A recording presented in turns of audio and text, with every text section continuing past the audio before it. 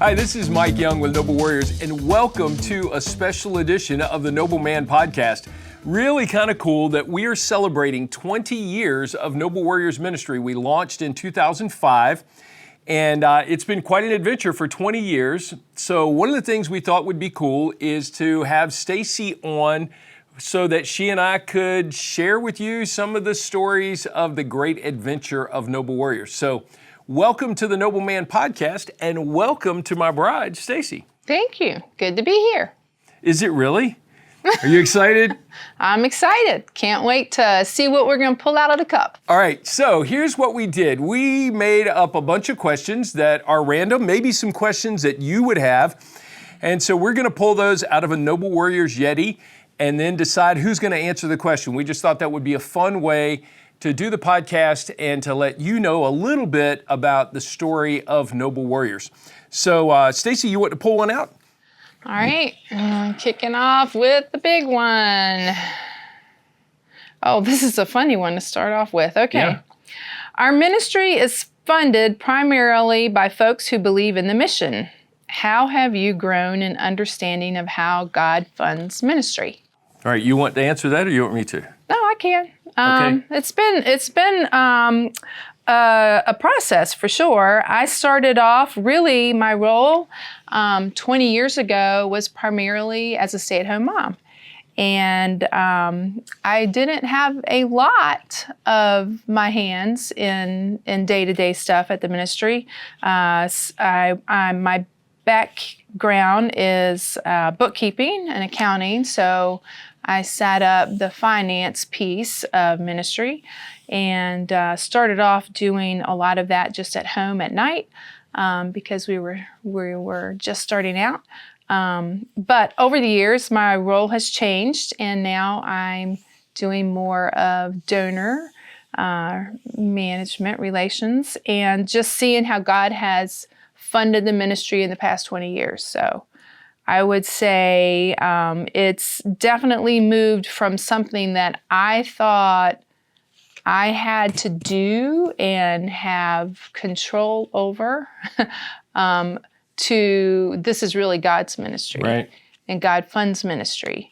And He funds ministry through people who are like-minded and passionate about the same things we are.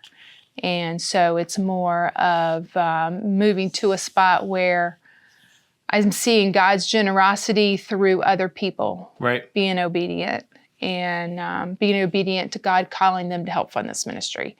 Not, I have to go raise X amount of dollars, or it's on, it's because of us, because it has nothing to do with us. Right, right. Honestly. The conversation isn't really between us and the donor or who's funding it. It's between God and our donors. Yeah. And so we just get to be a part of that. Right. So that's part of my understanding and what I've seen how God funds it. What about you?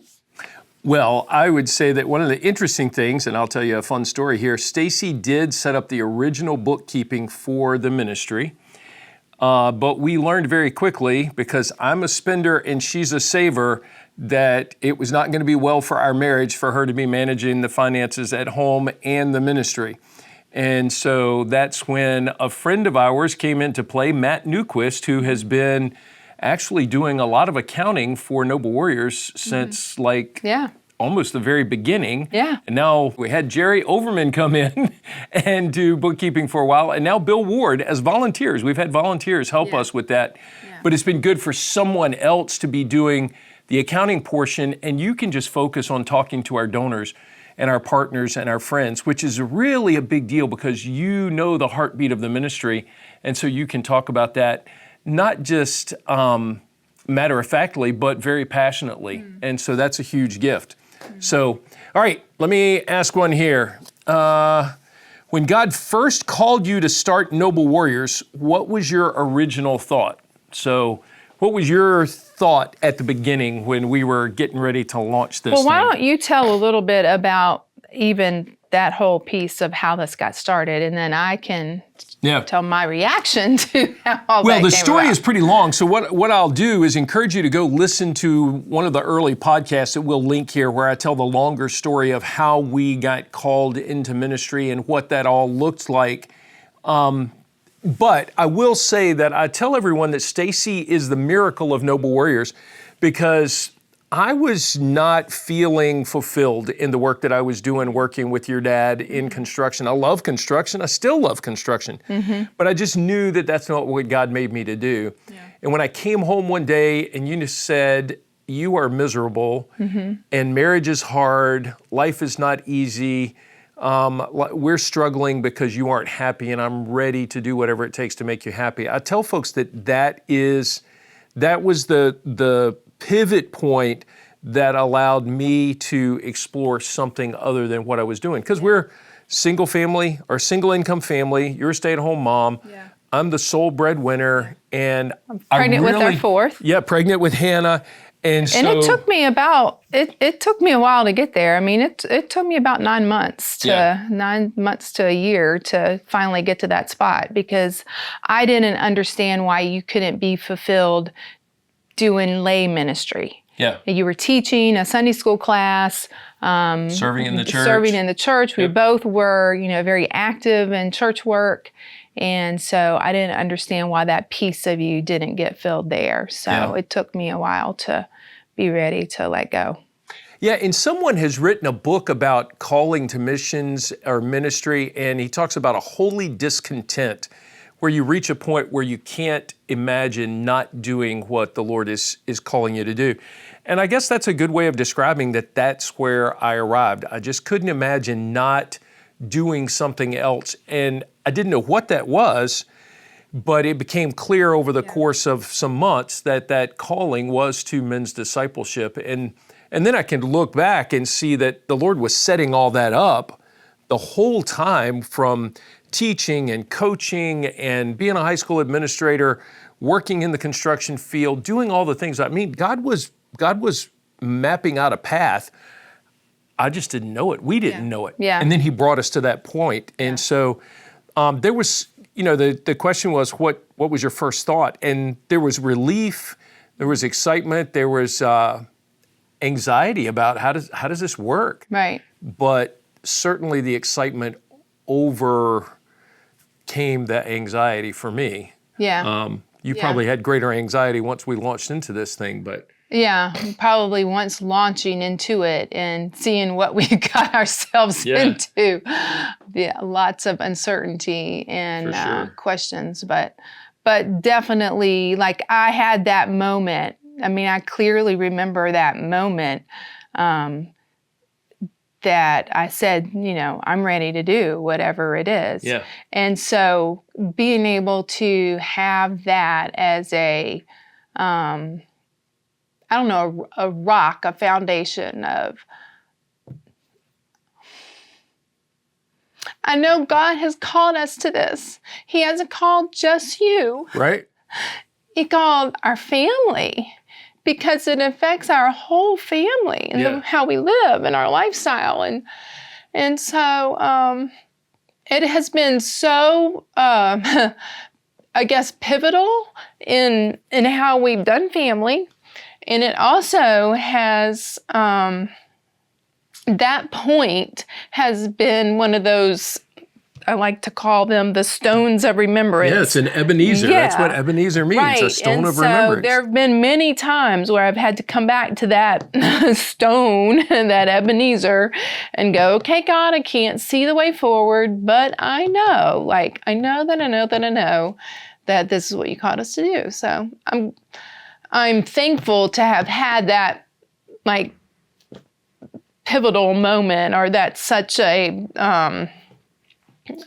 moment that I remember, a specific time that happened. Yeah, it's a real marker. Yeah, for sure. All right, your turn. All right, let's see. What is the greatest impact Noble Warriors has made over 20 years? 20 years. Yeah, it is pretty crazy that it's been 20 years. I think when I guess I have to say that there's not one big aha explosive breakthrough for the ministry. So I can't say that there has been one thing that I look to and say, holy cow, this is the essence of Noble Warriors. This is what has happened. But what I would say is that God has given us much favor in terms of relationships and reputation. And so generally when I walk into a church, I walk into a group of pastors or leaders anywhere, they see Noble Warriors, they immediately think, oh, men's ministry. Or if they see me, they think men's ministry. Or if they hear men's ministry, they think Noble Warriors. And so I think the greatest thing that God has done in the midst of this is increase the level of awareness about the value of discipling men through the local church. And so there are churches and pastors and leaders who think about men and men's discipleship because we exist. And I don't hear about all of those. I don't know about all of them. And sometimes that's a frightening part of ministry because we don't get to see some of that fruit. But I would say that that's the greatest impact of Noble Warriors is that we have raised a level of awareness and we've seen some churches behave differently and prioritize ministry differently because we exist. Yeah. And God has allowed us to do that and shown us much favor. And I even look downstream from that. So our first mission is to equip the local church. Right. And that's where our heart is. But why do we do that? The why is because we ultimately want to see men walk with Christ and lead well and lead their families well and lead their communities and their church, lead in their churches. And so getting to the church, the bride of Christ, is our passion to equip them because we want them to reach their men. And so part of, I think, the greatest impact comes back to the individual guy, like the one guy, and look how much influence he has over his circle, over his family, his children, his wife, his parents, his community, his church. And so that's where you see transformation. That's where you see God's word lived out. That's where you see being transformed by God's word, not living according to the world, but living according to God's word. And that's happening because of men's discipleship, which gets fueled from Noble Warriors investing into the church. Yeah, and we'll never see some of that this side of glory. So we just have to rest in that. So, all right, here's one. Share a few ministry highlights of memorable moments in the history of Noble Warriors. So give us one or two. What can you think of, a ministry highlight? Ministry highlights. Sometimes this makes me think of like the highlight reel, where things go wrong, because those are just like standout, memorable moments. We've had those at conferences. We call it the conference season. Something going on is conference season. So we've had flooding at the office, like the week of conference, or we've been picking that up. We've had a storm come through and knock power out. We've had Friday night, the night of the conference, we've had a break-in at the church we were doing. So the next day we had police tape up around some of the conference area, like just bizarre things, spiritual warfare, really. That's not like the highlight I know you were thinking of, but those are just funny things, not funny things, but things that have just happened. One of the fun things, though, early on that we did that was a little taste of giving the kids a taste of what you do when they were smaller and they were in elementary school. And you would be doing some men's conferences and we would come. We couldn't stay the whole day. The guys weren't, the kids weren't old enough to do that. But we would make like 100 peanut butter and jelly sandwiches at home. And so I'd bring the 4 kids and we'd come at lunchtime and we would sell the PB&Js for $1 for missions, at church or whatever. And they just had so much fun talking to the guys that were at the conference. And that was a way for them to get their foot in the door. And then as years went by, of course, they were more active in helping. But that's something I remember. Yeah, that's a bunch of fun. I think about, man, when I first started with the National Coalition of Ministries to Men, went to a conference, and then that was in the fall of 2004, and then the next spring there was a leaders conference somewhere, and I got invited to the leaders conference, and I was so excited that I got invited to this. Well, it really wasn't a big deal, but it felt like a big deal to me. And so I am ever the optimist, and I see so much in something little. I can overblow things. I remember being at Cub Scout camp with one of the kids when I got a call from Crawford Loritz saying that he was going to come and speak at one of our conferences. And I was like, holy cow, Crawford's coming to a Noble Warriors event. We've hit the big time. And so I just remember small things meaning great. You know, it was a big deal for us. And I was excited about every step. And so I continue to be excited. I mean, I just told you a few minutes ago about someone who has a date open for one of our conferences next year, and I'm giddy about that. So I get so excited about what I see the Lord doing in the midst of all of this that it's easy for me to be enthusiastic. Yeah. Well, and that's fun for me to see. There's a bunch of those. All right, you're next, right? All righty, let's see. What has been the most encouraging to you on the Noble Warriors journey? Most encouraging. You know what? This is really close to home, but all 4 of our kids have grown up seeing us in ministry, wrestling with that. Our boys grew up hearing world-class speakers, sitting under fantastic teaching, understanding biblical manhood and men's discipleship. All 3 of the boys. Daughter has benefited from that. Ready to go into that too, but all the boys have discipled other men. They've talked about biblical manhood in their university experiences. Hannah makes fun of me sometimes at the dinner table because she'll say, I know, Dad, it all comes down to men's ministry. But she serves at the conferences and invests in the work. As a matter of fact, one of the crazy things, I mean, you just told me that she made a donation to the ministry recently. And so it is incredibly humbling that our kids have not only been blessed by the ministry, but they turn around and bless the ministry. And so each of them gives to the ministry as part of their offering to the Lord's work and their stewardship of their own resources. That is incredibly humbling. But it's a beautiful piece of what the Lord has done in the midst of this work. Right. So, Yeah, I definitely agree. I think that part of what's happened is not only has the ministry impacted people outside of the ministry that we were trying to reach, but it has definitely impacted our family and our kids, and even our staff, our team here and their families, because it becomes a family event when we're trying to pull off some of these conferences. And so that's been everyone rewarding. Gets sucked into the Noble Warriors vortex is what I say. So, all right, is it my turn? Yep. All right, so let's see. What does this one say? Where would you like to see the ministry go in the next 20 years? Do you want to answer that?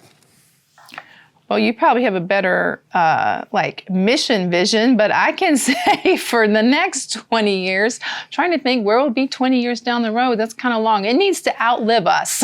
Yeah, exactly. Because we can't be doing what we're doing right now 20 years from now. We'll be 70 or Plus. So. Right. Or right, so. Or so. Yeah. But yeah, I'd say it would be, our goal would be to live us and see it continue on through other people who have the same passion. Yeah. So I just simply would say that I think we've been blessed. I mentioned earlier reputation and relationships, and the Lord has blessed us so much with that. And I would love to see us in the coming years really be able to capitalize on that and have greater influence even on churches and larger organizations. I've done some work at Southeastern Seminary, and I would love to have more opportunity to invest in students there, and maybe even in other places to invest in future pastors and leaders who would see the value of discipling men. You hear from me all the time, I get frustrated that our denominations, our organizations don't put a lot of emphasis on discipling men, and they lament the challenges with men, but don't do a lot of work on discipling men. And I would love to see the Lord allow us to use our influence, our relationships, and our reputation to have greater impact in that way. Yeah. And I think that's coming. I think that's on the horizon, as long as we steward all that well. Right. So, right. Yeah. All right, the magic cup. Let's see. Tell a God story about how you've seen the Lord work in or through Noble Warriors. Me? Me or you? So I think what I would say is the people that you just mentioned, our staff, our team. I am blown away by the number of folks who want to be part of what the Lord has done here. And so we couldn't pull off conferences, we couldn't run the ministry, we couldn't do any of this stuff without people saying, I want to be part of that. And some of them volunteer at conferences and they're so delighted to be part of that. Some of them give generously. Others are on our team and they serve and bring their families in. And so I think one of the God stories is the fact that God has brought many people around this opportunity and have multiplied the ministry. As a matter of fact, early on, there was a guy by the name of Jim Marshall who came to an event that we did, and he said, Mike, I've been a Christian for over 30 years, and I've always looked for a place to serve in God's army, and this is where I'm supposed to serve. This is God's army when I see these men coming together. And so there have been a lot of people who've had a chance to serve in unique ways through the ministry, and so that's one of the God stories that I would talk about. Yeah. We've had a lot of people give some personal testimonies about the impact it's had on them. You know, something that comes to my mind with this, going back to just our family, just because we're just in the middle of this, is we've had the benefit of, because this has been 20 years, and we started this when our kids were in elementary school. Right. One of the God stories is seeing our kids' friends now become either partners with the ministry or come into conferences. They're leading their families, and it's come full circle, and they have come back around and said, I know I am on this track because of what you've invested in me, or in the high school boys Bible study, or because of how we've invested in our sons who've turned around and invested in their friends, and then their friends hear about Noble Warriors. And so now it's come full circle and they are leading their families. And so we've just gotten some pretty cool testimonies from, I think of John Duncan and Ryan Mathis and oh my goodness, the crew at Virginia Tech with Zach and the crew at Henry West and Andrew Point and Carl and all those guys. And all of those young men who now are leading their families, and some of them are partners with us. They're on our email list, and we hear from them. And so that's just been a cool God story. It's been really interesting and intriguing to see the ministry multiplied in that way. Yeah. For sure. Okay. Here's one. This is directly for you. As a wife and mother of sons, what do you value about the ministry of Noble Warriors? I think, in fact, I know, our culture is so messed up on manhood. And so the value that knowing what it means to be a man in this culture and getting that from Scripture and learning about biblical manhood and learning how to be a man. And it's not the types of things that are your hobbies that you enjoy. It's how you are personally walking with the Lord and investing internally, and what qualities are you showing others of being a Christ follower. And so I think our like you referenced earlier, our kids just have grown up in the men's ministry soup. Like that's just all that they have heard. Well, not all, but a lot of what they've heard, even our daughter. And so she's looking for a guy. She knows what she's looking for. Like she knows the qualities that she wants to see in a guy. And so, for us personally, I think that's what I get out of knowing our sons and daughter, what they value in walking with Christ and what that looks like in their relationships. So one of the things that I would say to this, as a wife and mother of sons, what do you value about the ministry of Noble Warriors? I tell people frequently that you and I have had conversations about the fact that we're raising men. We're not raising boys. And so our culture really kind of gets into leaving boys in this state, young guys in this state of perpetual boyhood. Yeah. But, and I've said frequently, there's going to be a day when you need a man to stand beside you, and I won't be available. Yeah. So we need to raise men so that Tim, Zach, Ben can stand with you. Yeah. And so... well, and having other examples, because it's just not us as parents. I mean, we want to have other examples for our kids to look to and go to for advice that are trustworthy. And so that's another aspect of this that's been a gift, is the number of guys that they have come in contact with who have become mentors in their lives. Yeah. That have really invested in them. So, all right, here's another one. How has God grown you over these 20 years? Well, I think my faith walk has taken a whole jump forward, just because I feel like a lot of what we've done in the past 20 years has been just walking on faith and not knowing. I mean, we don't know a lot of answers to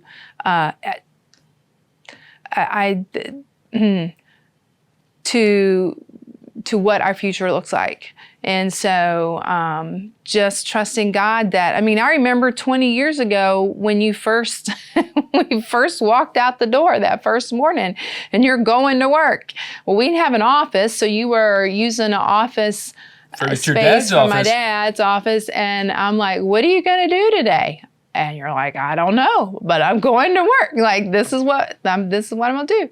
And so just from that, looking back 20 years, seeing how God's directed your path and conversations and church, just contacts, and how this has grown. So for me personally, it's been a growth looking at our finances, because I remember, I was pregnant with Hannah, and I'm thinking, how is this going to work? Like, where's our paycheck coming from? We've got 4 kids. There's 6 people in our family. How does this work? How are we going to send them to college? We don't have a plan. we don't. Our plan is God. Yeah. We're being faithful. That's our plan. We're being good stewards, and we're being faithful to what you're calling us. So I'm an accountant, and I still don't understand how the math has worked out. But it's cool to see, and so I'm at a place in my walk where I can know that I know that God's in control. I can't always see what the next thing's going to be, but I know, like, I'm confident because I can look back and I have confidence to see how He's brought us here. So I have confidence going forward that, okay, well, you've got this next piece. I have to be faithful. We have to do our part. We can't just sit around and not do anything. But yeah, trusting and living by faith for sure. And that was hard. I'm glad you brought up the finance piece, because that I remember we started with a year's worth of living expenses we had in the bank, and we just launched this thing. We took $5,000 and put it in an account for Noble Warriors, and that's what we started with. And I started spending money, and you started accounting for it, and that's when things got goofy. But I remember you saying, okay, if our savings gets down to this point, then we're going to have to do something. And we went through that. And you said, if it gets to this point, we're going to have to do something. It gets to this point. And so God just built your faith muscle in that in just some really ridiculous ways. And I remember, I love to tell this story. I remember us having conversations at various times about the finances and all that stuff. And I said one time, we were talking in the kitchen, I said through tears, Stacy, I wish I were a better provider for you. Do you remember this? Mm-hmm. And you said, well, I gave up on you years ago. Somewhere in the midst of this. And that was just indicative of where your faith was. It was okay, a little so say painful. the rest of that sentence. Do you What remember? was it? Yes, you do. I kind of stuck there. Oh, you got traumatized. No, I said I gave up on you a long time ago. I'm sure my trust is in God. Oh, like yeah. I There know you go. He. Right. Oh yeah. Yeah. That's where all my Right. money is. Yeah. So that was fun. And for me, how has God grown me over these years? Man, I just continue to see how leading something like this takes skills that I don't have.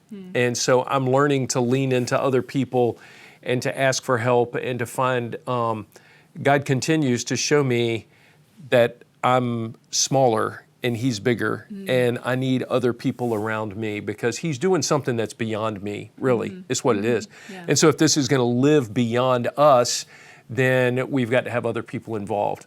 And so at the beginning, it was just me and just us, and now it's gotten bigger, and it's how do we sustain it and build something that is worthy of what the Lord has entrusted to us. Mm-hmm. So that's a really interesting challenge for me to work through. Yeah. All right, whose turn is it? I don't know, but I'll go. All right. Let's see. Okay. Woo. What's been the hardest part of being a ministry family?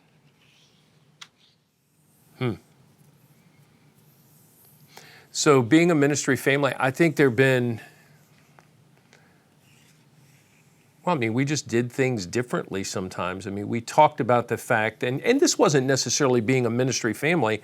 I think this is being a Christian family in our culture.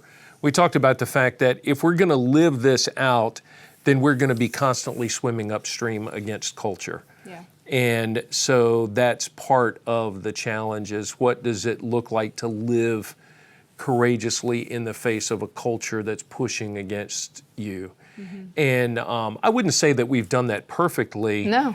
But we have had lots of great conversations about worldview and faith and scripture around the dinner table. Mm-hmm. And so I would say that some of the things that made it hard actually made it great. Well, that was going to be my thing, was the very things that's the hardest part is also the most rewarding part. Yeah. And so, hardest part is, and they heard a lot of our conversations of, I don't know what next month looks like in terms of finances. And making choices that we're not, we're not doing these things, but we're going to be doing these things. We're not going on expensive vacations. We're going to go on camping vacations, which were awesome. We had a great time with. And so through that, they saw our struggle and our questioning, is this the right thing? And then not questioning whether or not we're called to this, but questioning how should we go about doing this? Right. And they've just seen us live this out, this challenge, and it has also grown them. Yeah. And even the things that, ministry is just not confined to 8 hours a day. Right.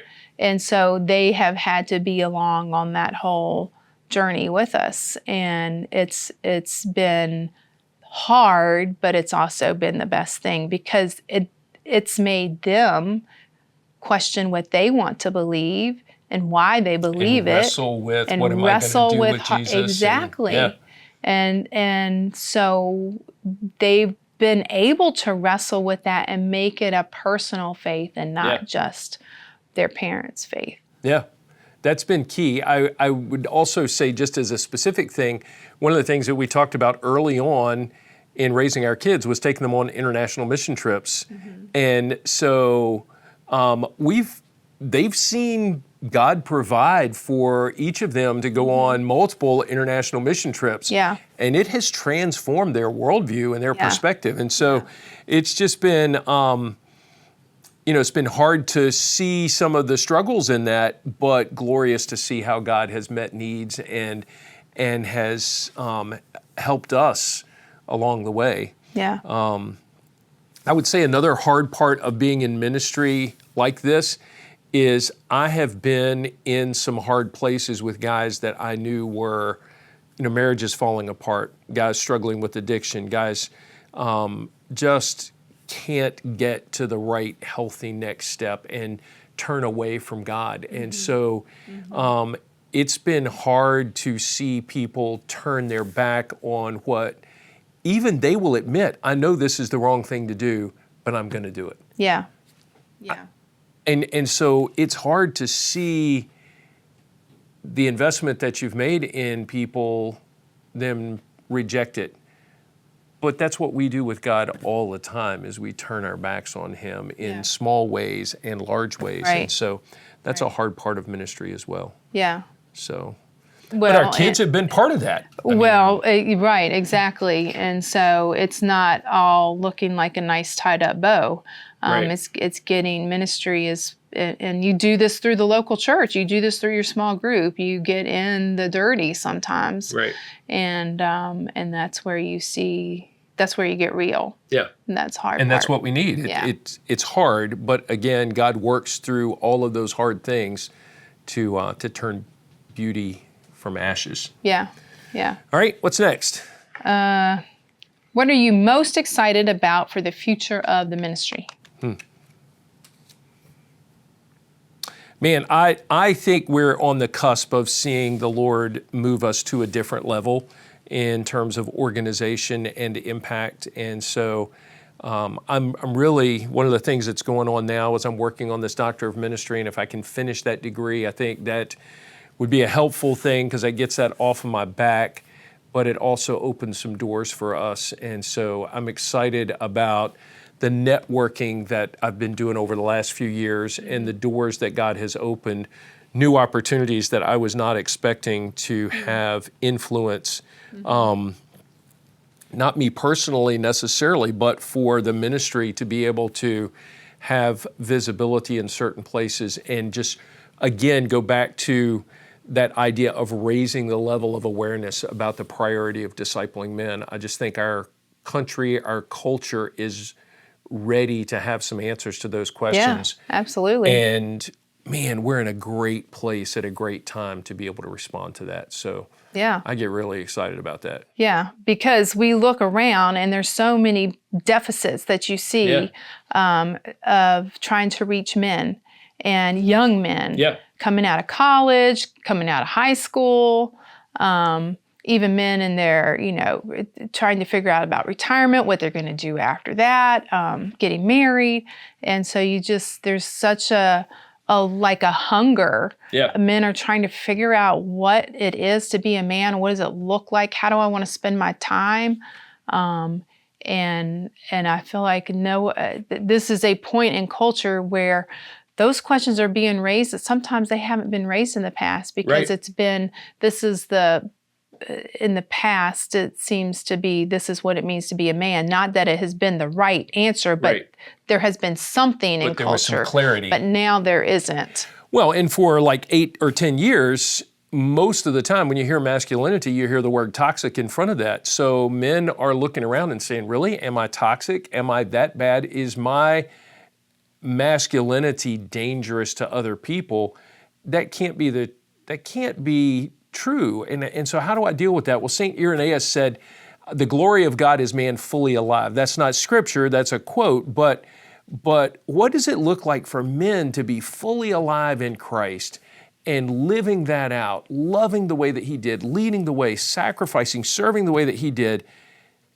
They're asking those questions and they want authentic answers, and we want to see the church answer those questions. We just want to keep prompting the church to do that work. Yeah. So, all right. Your turn. Is it my turn? Have you ever felt like quitting? Yes.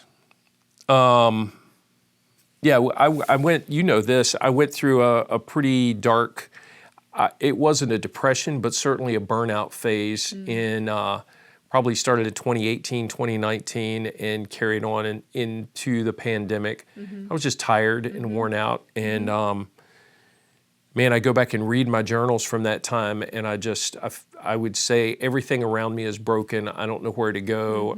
Lord help me. And so I was calling out, and so the pandemic didn't fix that, but one of the things that came out of that season was this invitation to do the seminary work. And I think that engagement in the academic realm, the reading, the writing, as a matter of fact, part of the reading was about having balance and Sabbath, and which now it was about burnout. Yeah, and it really spoke to that. And so that was a critical time. I do get fed up still at other times and think there must be easier ways to respond to this calling. And there are. You and I have talked about that. I could probably be a men's pastor at a local church somewhere and have a salary and not have to raise support and all this stuff. But bottom line is, I do not feel like the Lord has released us from this calling in this place at this time. And so I see that our future is continuing to labor here, primarily in the state of Virginia, through Noble Warriors. And so even though there are those days, and thankfully, of my calling. One of us, most of the time, it's not both of us being ready to quit. So the other one of us keeps encouraging. Yeah. So, and that's part of the beauty of our partnership is we can lift each other up. It's that cord of three strands. It's not easily broken, which is a gift. We need that. Yeah. Last question. Our kids grew up in Noble Warriors. How has Noble Warriors affected them? We talked about that. I feel like we've talked about that a lot. Yeah, it definitely has been a family experience. It wasn't just a calling for you to have a job. It was really a calling for our family to have a mission and a ministry. Yeah. Yeah. So. All right, so here we are at 20 years, folks, and so you've heard Stacy and I kind of interact and talk through some questions that we had put together. We may do this again because it is really quite fun. I appreciate so much what you bring to the ministry. Your support has, I couldn't do this without you. As a matter of fact, I talk to other guys across the country who want to do ministry like this, and their wives aren't always on board. And I say, well, if she's not with you, then it's not going to work. Yeah, and part of what makes this happen, a lot of the way that makes this happen is I just see the passion in you and your heart for ministry, and you just have such a generous heart with wanting to see men be discipled. And the bride of Christ, the church, like you just are constantly, and so that gives me confidence in what you're doing and want to be a part of that. You know, there's that song, King of Kings, and it says, and the Church of Christ was born. When we get to that line, singing that at Parkway, man, I nearly explode because I do love the church. And I wish the church did a better job of loving men because I think the church would be healthier. One of the things that I say is the bride of Christ will be more beautiful when the men of God are more healthy. Yeah. And so we want to see that. But thank you so much for being a partner in this and for being my guest on the Noble Warriors podcast. This is a bunch of fun. Good. And I'm very thankful. Thank you. And folks, 20 years, when you listen to this podcast, check out the Noble Warriors website because there's some 20-year anniversary events that are coming up that you could be part of. We're doing a road trip around the state of Virginia. you could be part of one of those events, we would love to have you. Then we're doing a grand finale tailgate in Richmond in early September, celebrating 20 years of ministry. It's really remarkable to me to think that we've been doing this work for 20 years. The Lord has been faithful, and we're not celebrating noble warriors, we're celebrating the Lord's faithfulness. So I do hope you will come and join us. And listen, we've got a special treat coming up for our next podcast. You've heard us talk about the young kids a little bit. And so we're actually going to have a podcast. Stacy and I are not involved, but we're going to have the young kids share their stories of the Noble Warriors adventure and how it's impacted their lives. Very cool. And I just love it. I love what the ministry has allowed us to do, and how God has shown us so much favor over these years and has poured out that favor in overflowing ways on our kids. So you'll get to listen to that soon. And a lot of that is the prayers Yeah. of everyone listening and our partners. Untold numbers, hundreds of prayers over our family for sure. But we need to be praying for each other. Amen. No.